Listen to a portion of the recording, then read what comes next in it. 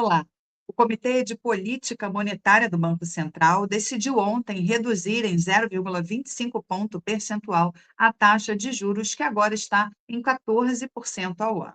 Mesmo assim, é a maior do mundo. Essa taxa impacta diretamente as atividades produtivas, encara o crédito, mas, ao mesmo tempo, é um grande atrativo para quem tem dinheiro para aplicar. Com essa pequena redução, que pode seguir nos próximos meses, surge a pergunta: quais são os melhores investimentos agora? Onde aplicar o dinheiro? Qual é o mais seguro, o mais simples e o mais fácil? Para nos ajudar a orientar o nosso público, nós recebemos agora Gabriel Ariana, analista de investimentos da Cultura Capital. Gabriel, muito boa noite, obrigada por aceitar nosso convite. Boa Boa noite, noite. Adriana. É uma satisfação estar aqui novamente na Brasil Confidencial, comentando aqui um pouco sobre esse Copom e essa Selic nossa, que chegou a 14% ao ano. Pois é.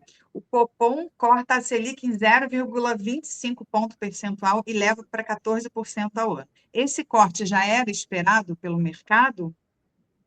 Adriana, esse corte já era bem amplamente esperado pelo mercado.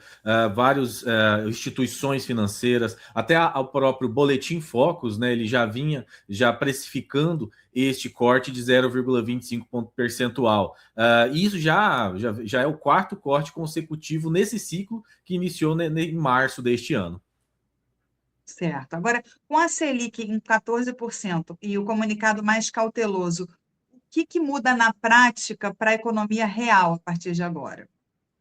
Olha, na prática mesmo, é um efeito muito mais gradual e ainda, de certa forma, restritivo, tá? A Selic, a nossa taxa ainda continua num patamar muito alto, 14%, é um patamar de taxa de juros muito alta, o que mantém o freio ainda da demanda agregada. Esse comunicado que foi divulgado, né, não só a taxa, mas o comunicado que veio depois, ele ainda mostrou um tom mais cauteloso, então sem uma sinalização clara para setembro, se vai ou não ter cortes. Então eles informaram algumas incertezas, tanto situações externas quanto internas, e aí ele ainda reforçou que o Banco Central vai priorizar a convergência da inflação à meta. Se vai priorizar isso, podemos entender que talvez essa taxa possa se manter, né, ou o ciclo ele venha continuar, né, gradual, mas diminutivo, como nós estamos acompanhando nesses últimos tempos.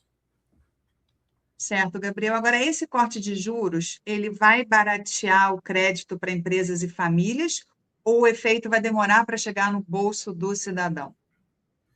Adriano, diferente quando anunciam aumento do combustível, infelizmente esse efeito Mas eu da Selic ele demora um pouco, tá? Essa transmissão da política monetária ele leva em torno aí de 6 a 12 meses, às vezes até mais, para chegar plenamente ao crédito, ao cidadão, né, ao bolso do cidadão. E esses bancos, né, os bancos em geral, eles costumam repassar isso de uma forma um pouco mais gradual, e especialmente nos empréstimos mais de longo prazo e em questão também para as famílias, né? Cheque especial, cartão, consignado, entre outros. Já para a empresa de maior porte, eles sentem um pouco antes essa situação, porque eles trabalham geralmente nos mercados de capitais, com algumas linhas de crédito, e isso faz com que eles recebam um pouco mais cedo. Mas no bolso do cidadão mesmo, esse alívio vai vir mais claramente só aqui no final de 2026 ou início de 2027. Isso se o ciclo continuar de queda. Eita, então ainda vai demorar um pouco, né? Vai demorar um pouco, né, Gabriel? Pode demorar um pouco, Adriana, porque tem a questão da situação geopolítica, né? Toda hora nós temos um ataque, um fechamento de Estreito de Hormuz, abertura. Então, isso tudo traz também uma inflação para cá, já que lá corre em 30% do petróleo mundial, a nossa malha rodoviária ela é principalmente ligada ao diesel, né? Que vem de lá também. Então, isso vai aumentando a cadeia inflacionária como um todo. Aumenta combustível, aumenta alimento, vai aumentando, e isso pode demorar um pouco a chegar até ao nosso bolso, né? Como cidadãos normais aqui, pessoas físicas. Certo. Agora, com juros ainda em patamar elevado, né? Como é que ficam os investimentos das empresas em expansão, contratação, produção? Adriana, por ainda termos uma taxa de juros muito alta, 14, como eu falei, 14% ainda é uma taxa de juros alta, os investimentos eles ainda permanecem bem cautelosos, tá? Essa taxa de juros real ela encarece ainda custo de capital, reduz o valor presente de projetos de investimento e ainda faz não estimula muito a expansão, né? Ela, na verdade, e também a contratação. Então, alguns setores mais sensíveis a juros, como construção, a indústria de bens, varejo de duráveis, eles vão continuar ainda bem pressionados. Empresas com um caixa mais forte, né, ou que têm acesso a funding mais barato vamos aí levar para as exportadoras, para empresas ligadas a commodities, eles têm um sofrimento um pouco menor, já que eles usam, né, esse capital usam muito capital estrangeiro. E aí, esse ciclo de cortes ajuda muito na perspectiva de médio prazo, mas o nível atual ainda é muito restrito. Certo. Agora, o Banco Central não deu sinal para setembro, né? Isso traz mais incerteza para quem precisa planejar investimento e consumo?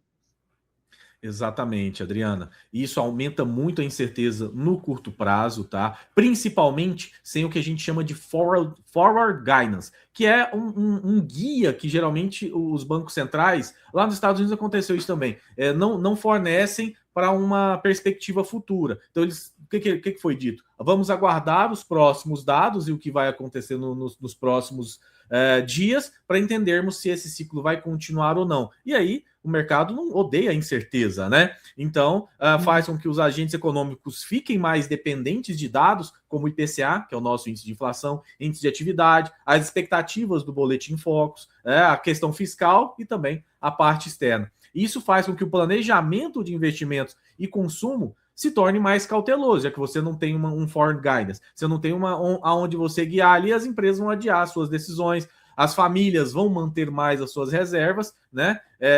E aí, mesmo tendo uma comunicação mais clara, né, deles ali, a cautela vai reduzir o risco para surpresas um pouco mais agressivas, como nós estamos vendo aí desde fevereiro. Agora, Gabriel, na sua visão, esse ciclo de corte já acabou ou ainda tem espaço para a Selic chegar a 13,75% até dezembro? Adriana, ainda tem um espaço, mas eu posso dizer que ele é um pouco limitado e também ali a gente entende algumas condições, né? Não vamos esquecer que o Focus o Boletim Focus, né, no início de agosto, ele já apontava a Selic em torno de 13,75% no final de 2026. E aí o Banco Central deixou essa porta aberta. Só que a inflação precisa continuar desacelerando, a atividade, né, moderar e as expectativas melhorarem. Além disso tudo, nós temos uma parte muito pesada aqui no nosso país, que é a questão dos riscos fiscais, né? Os gastos públicos muito altos, a questão do petróleo que está pegando muito, além disso tudo, a parte climática, porque nós temos um El Ninho que está chegando aí, e também a desancoragem de expectativas longas, por causa de uma eleição que vai vir agora em outubro. Isso tudo pode forçar uma pausa na Selic no decorrer do ano, né? Então, assim, na minha visão, esse corte ele é possível até o final do ano, mas o ciclo total ele pode ser um pouco mais curto comparado a alguns ciclos anteriores que nós tivemos da Selic. Agora, o impacto no venture capital e nas startups, juros altos por mais tempo deixam o investimento mais seletivo? Sim, claro. Os valuations de startups, né? Isso cai, então, porque ele tem uma maior taxa de desconto. Os investidores vão priorizar algumas empresas com um caminho mais claro para a própria lucratividade, para a caixa, né? E isso torna mais difícil a diluição disso tudo. Tá? Alguns setores de crescimento acelerado, como as de techs ou de consumo, eles vão sofrer mais com isso. Né? E com o início, né, do ciclo de cortes, essa perspectiva ela é melhorada no médio prazo, mas enquanto a Selic permanecer elevada, né, isso tudo ainda o valuation ainda vai continuar bem seletivo e vai ser bem mais focado na questão da qualidade. Agora, Gabriel, a pergunta que não quer calar, né? Onde investir agora? Da opção mais segura à mais fácil. Onde investir? Adriano, vamos por partes, vamos entender um pouquinho aí cada tipo de investidor, tá? Então vamos pegar do investidor mais conservador, aquele que não tem qualquer aversão ao risco, quer saber direitinho quanto que vai receber no final do mês. Uma taxa Selic de 14% ainda é uma taxa alta. Então, um Tesouro Selic com fundos DI de baixa taxa com liquidez diária, isso aí garante ele uma boa rentabilidade ainda, com liquidez e a máxima segurança. Para quem quer ali um pouquinho mais, um LCI, um LCA, uma letra de crédito do agronegócio, ou uns CDBs, né, de bancos sólidos, tá bom? Nada fora muito do que é amplamente difundido aí, com isenção e uma boa rentabilidade líquida. Quer um pouquinho mais? Um produto com IPCA+, de prazos intermediários, né, que tem aí uma proteção inflacionária. Vamos melhorar um pouquinho o nosso perfil. Melhorar não, aumentar um pouquinho mais do perfil conservador, indo mais para o moderado.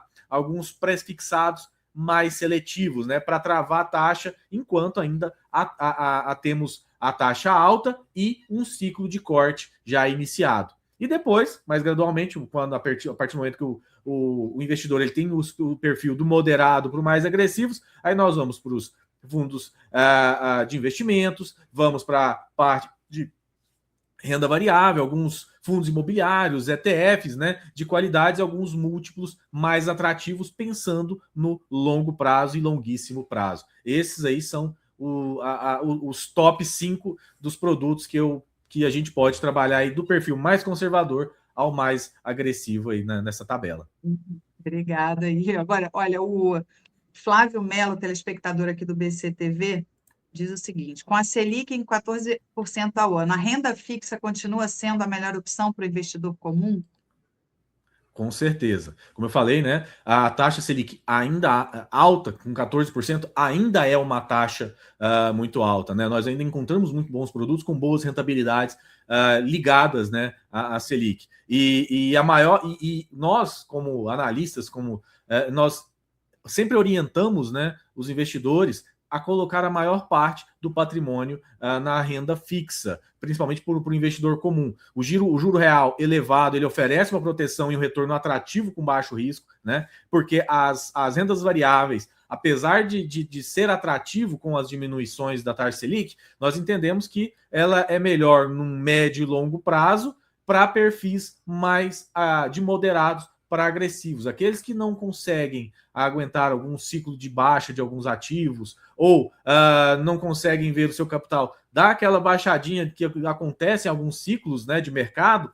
Isso pode fazer com que ele se desespere e acabar saindo em alguns momentos ruins. Então, para o perfil conservador, aquele que gosta da proteção, e até para o perfil mais agressivo, onde vai manter a sua maior parte da renda, sim, ainda a Selic é 14%, a renda fixa ainda continua sendo o melhor produto para se ter.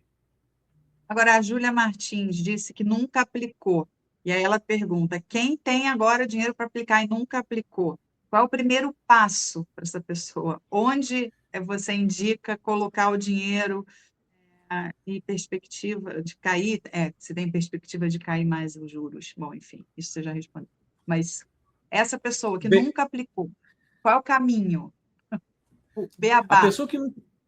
A pessoa que nunca aplicou, primeiro, busque entender um pouco do seu perfil de investidor, né? Eu não tenho toda corretora, toda casa, ela vai ter ali umas perguntas para você entender o seu perfil de investidor. Se você tiver um perfil mais conservador, não tem jeito. Vai para a renda fixa, né? Vai para o Tesouro, vai para o LCI, vai para o LCA, vai para os CDBs de bons bancos, tá? Onde você tem onde você consegue trabalhar na sua reserva de emergência, criar primeiro, né, a sua reserva de emergência e depois alocar o excedente em alguns outros, como o IPCA no de longo prazo, e aí se enxergar que tem um perfil um pouco mais agressivo, aí ir para produtos de renda variável. Mas para quem nunca investiu, não tem nada ainda guardado, primeiro, uma reserva de emergência, criar sua reserva de emergência de 3 a 6 meses dentro do Tesouro Selic, dentro de uma renda fixa, e a partir daí ir galgando novos pontos de produtos dentro do mercado financeiro. Lembrando, Não acreditem somente em palavras de gerente de banco, não, senhores.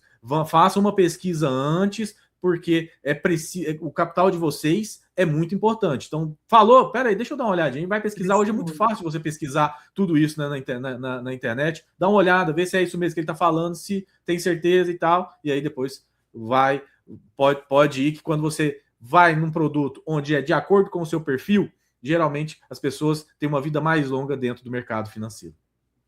Agora, uma outra telespectadora, Ana Lima, ela diz que coloca as economias dela em uma cesta de investimentos. Agora ela quer saber se os títulos pré-fixados são uma boa alternativa. Com a Selic próxima do pico, é hora de travar juros mais altos? Olha, você pode até fazer essa trava. Agora, se você já está numa cesta, né? Provavelmente você pegou toda aquela alta que nós tivemos no Ibovespa, teve uma boa rentabilidade já. O que eu digo é diversificação. Se não tem, faz uma trava ali, coloca um capital ali, mas não tira de toda aquela cesta, não, porque nós entendemos que o mercado, principalmente de renda variável, ele traz aqueles ciclos de altas e de baixas, né? Nesse momento, nós estamos num momento de lateralização, aguardando algumas definições, está chegando eleições aí também, traz uma certa volatilidade, mas sabemos que se você tiver numa cesta de boas ações, de bons produtos, elas têm possibilidades, né, alta probabilidade de voltar a um ciclo de alta e aí ter uma rentabilidade até melhor do que você tem ali agora. Se quiser manter um pouco mais seguro, trava ali, fazendo uma certa diversificação. Gabriel, com juros ainda em 14%, a Bolsa e os fundos imobiliários perdem a atratividade no curto prazo? Sim, eles perdem atratividade no curto prazo, já que dentro da sua, você mantendo, né, um 14% ao ano, você tem uma rentabilidade muito interessante, maior do que muitos produtos, né, ligados ao mercado financeiro, sem fazer nada, sabendo quanto que você vai receber por mês, sabendo quanto que você vai trabalhar de imposto de renda, então sim, ele diminui um pouco a atratividade. Só que, como eu falei mais cedo, tudo vai depender do perfil. A pessoa que tem perfil um pouco mais agressivo, ela vai querer uma diversificação, querer uma alavancagem para outros produtos ligados à renda variável, às ações, aos ETFs, aos fundos imobiliários, entre outros, tá? Então, vai depender muito do perfil. A pessoa que tem perfil conservador, ela vai se manter ali dentro da renda fixa, não pode cair para 10, pode cair para 9, que ela ainda vai se manter na renda fixa, talvez tirando uma fração do que ela tem ali para renda variável para sentir um pouquinho. Mas quem tem um perfil mais agressivo, acho que ele pode estar a 15, pode estar até um pouco mais alta, que ele ainda vai querer trabalhar um pouquinho dentro da renda variável, porque ali ele tem pela diversificação, ele consegue fazer o seu trabalho ali e quando tem uma boa alavancagem em boas ações, né, recebendo dividendos, juros de capital próprio e a própria valorização dos ativos em geral, ele tem uma boa rentabilidade, até acima do próprio CDI, da própria Selic. Tá certo. Bom, Gabriel, a gente está chegando aqui ao final do nosso papo. Quer deixar seu recado final? Olha só, senhores, como eu disse mais cedo, 14% é uma taxa ainda alta, tem muitos produtos muito bons para a gente poder trabalhar dentro do mercado financeiro. Lembrando, como eu falei, não acredite somente na palavra de um gerente que vai querer te vender um produto sem antes pesquisar. Hoje todo mundo tem um celular, tem um Google, tem uma IA, faça essa pesquisa, analise, peça lâminas desses produtos, veja a rentabilidade, como que elas estão e entendam o seu perfil de investidor. Se você tem um perfil conservador, não adianta você vir para a renda variável. Qualquer oscilação você vai sofrer. E a pessoa que tem um perfil agressivo, não coloca tudo também na renda variável. Mantenha um pouco ali, mantenha uma boa parte na renda fixa que está rendendo bem sem você fazer nada. Diversificação é a palavra, tá bom? E eu estou à disposição de vocês aí também, caso tenha algumas dúvidas. Perfeito. Gabriel, Ariane, muito obrigada pela sua participação. Eu que agradeço, Adriano. Uma ótima noite a todos e muito obrigado.